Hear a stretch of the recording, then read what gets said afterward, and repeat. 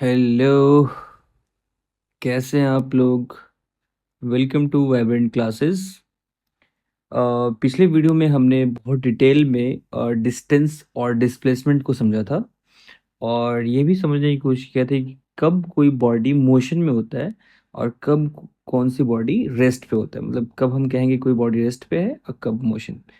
तो ये हमने बहुत डिटेल में डिस्कशन किया था। आज की वीडियो में हम लोग एनसीईआरटी के जो कुछ क्वेश्चन है बीच में, कुछ क्वेश्चन पूछे गए, उनको हम लोग करने वाले हैं। ठीक है। इस क्वेश्चन को करने से फ़ायदा ये होगा कि हमारी क्लियरिटी जो है थोड़ी सी और बढ़ जाएगी और चीज़ों को समझने का और उसको प्रॉब्लम को सॉल्व करने का। ठीक है। तो एक यहाँ पे क्वेश्चन है, हमारा पहला क्वेश्चन है, जैसे क्वेश्चन आप लोग को दिख रहा होगा एनसीईआरटी बुक में। ठीक है। तो हमारा पहला क्वेश्चन है कि कोई ऑब्जेक्ट है और वो कुछ डिस्टेंस ट्रैवल किया है, तो क्या इसका कोई ज़ीरो डिस्प्लेसमेंट हो सकता है? अगर हाँ, तो अपना आंसर अपने कुछ एग्ज़ाम्पल के साथ आप दें, ठीक है? तो सीधी-सी बात है, अगर कोई ऑब्जेक्ट है, उसने ट्रैवल किया है कुछ डिस्टेंस, तो अगर वो ट्रैवल करके वापस अपनी जगह पे आ जाता है, तो उसका डिस्प्लेसमेंट कितना होगा? ज़ीरो, क्योंकि इनिशियल भी पॉइंट वही हो जाएगा और फाइनल भी वही पॉइंट होगा। तो हम कहेंगे कि भई डिस्प्लेसमेंट जो हुआ क्या हुआ? ज़ीरो, ये वापस ये अपनी जगह पे चला आया। तो ऐसा कोई एग्जाम्पल हम दे सकते हैं। एक एग्जाम्पल और हम लोग सोच सकते हैं, जैसे कोई बॉडी अगर सर्कुलर मोशन में घूम रहा है, फॉर एग्जाम्पल इस पॉइंट ए से चला है वो और वापस घूम करके अपनी जगह पे आ गया, अपनी जगह पे आ गया, तो इनिशियल पॉइंट और फाइनल पॉइंट सेम हो गया। तो इस केस में भी डिस्प्लेसमेंट ज़ीरो हो सकता है, ज़ीरो होगा मतलब। ठीक है। तो ये क्वेश्चन आई होप आप लोगों को समझ में आ गया। तो बढ़ते हैं नेक्स्ट क्वेश्चन की तरफ। A farmer moves along a boundary of a square field of side 10 meter in 40 second, मतलब 40 सेकंड में एक स्क्वायर फील्ड है। ठीक है। वो स्क्वायर फील्ड का राउंड वो ट्रैवल कर एक राउंड वो ट्रैवल कर लेता है। ठीक है, 40 सेकंड में। ठीक है। तो नेक्स्ट इसमें क्वेश्चन पूछा गया है कि इसका डिस्प्लेसमेंट क्या होगा 2 मिनट 20 सेकंड के बाद। 2 मिनट 20 सेकंड, 2 मिनट 20 सेकंड कितना होता है?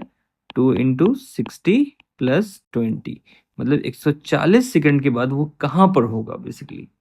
140 सेकंड के बाद वो कहाँ पर होगा। ठीक है। तो इस क्वेश्चन को हम लोग जो है नोटबुक में करने की कोशिश करते हैं।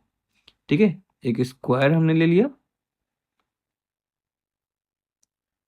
ठीक है, स्क्वायर हमने ले लिया और इस स्क्वायर का जो साइड कितना है? 10 मीटर, 10 मीटर, 10 मीटर, 10 मीटर, मतलब इसके मिला के कितना हो गया?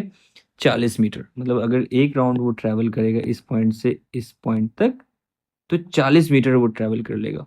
और क्वेश्चन में बोल रहा है कि 40 मीटर उसने ट्रैवल किया 40 सेकंड में। ठीक है।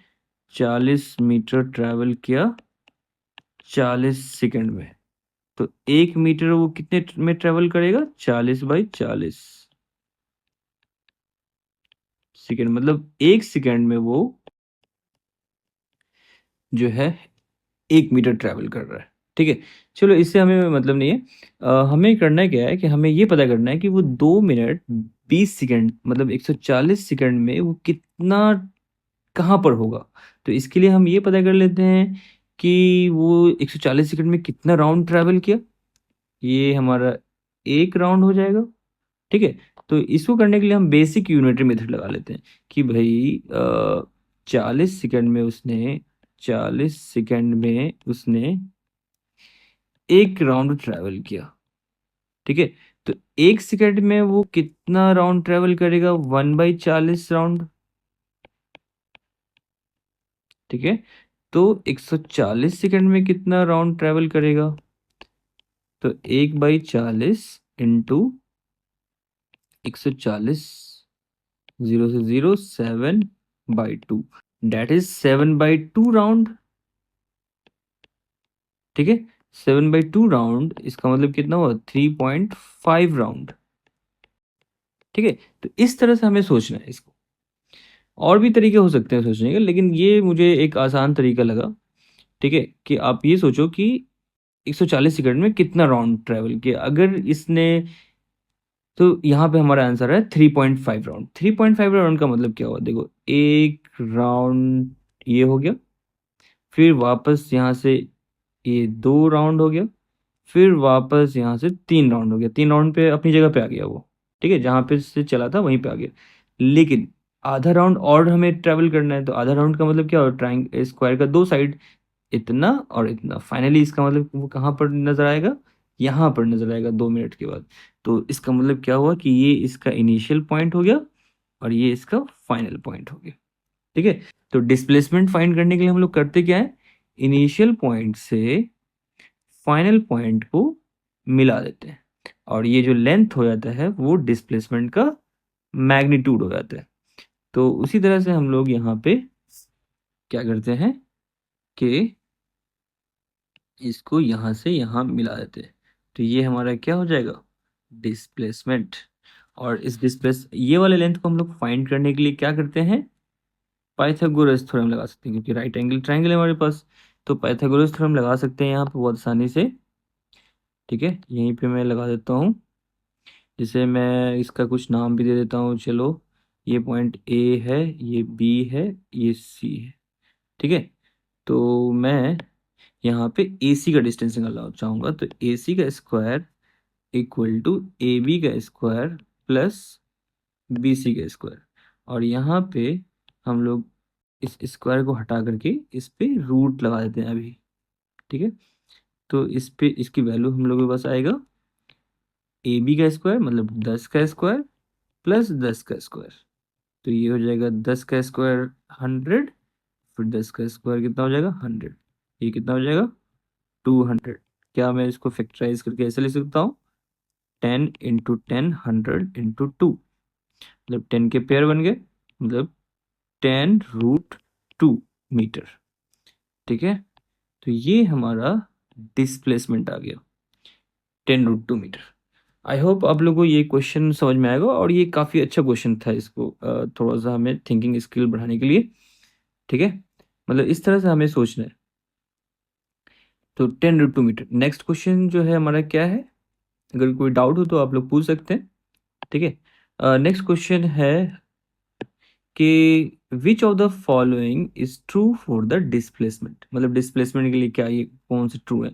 It can not be zero, तो डिस्प्लेसमेंट तो जीरो हो सकता है, अभी हमने देखा था, तो ये क्या हो गया, फॉल्स हो गया।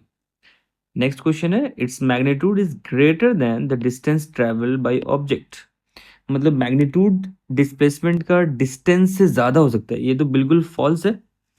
क्यों फॉल्स है भाई, कि कोई भी ऑब्जेक्ट अगर एक पॉइंट से एक दूसरे पॉइंट तक जाता है, तो उसका डिस्टेंस और डिस्प्लेसमेंट सेम रहेगा, अगर उसने कोई टर्न ले लिया है तो इक्वल हो सकता है, लेकिन कभी भी डिस्प्लेसमेंट डिस्टेंस से ज़्यादा नहीं हो सकता, ठीक है। तो ये हमारा क्या हो गया, फॉल्स हो गया, ठीक है।